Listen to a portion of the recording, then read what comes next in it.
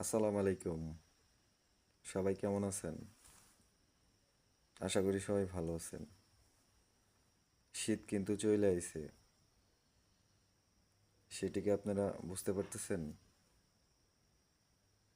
আজকের একটা দিনে প্রচুর শীত। মানে শীতের শুরুতেই শীত মানে একটু মানে পরেও সারতে পারে নাই। এমনভাবে শীতে যাতা দিছে, মানে হালকার মধ্যে একটু বেশি। সেটি আমি কুলাইতে পারতেছি না। আর এই শীতটা যদি যদি ভরপুর শীতের মাঝখানে এই শীতটা যদি ফুললি যাতা দেয়, তাহলে তো ভাই আমি আর কুলাইতে পারব না।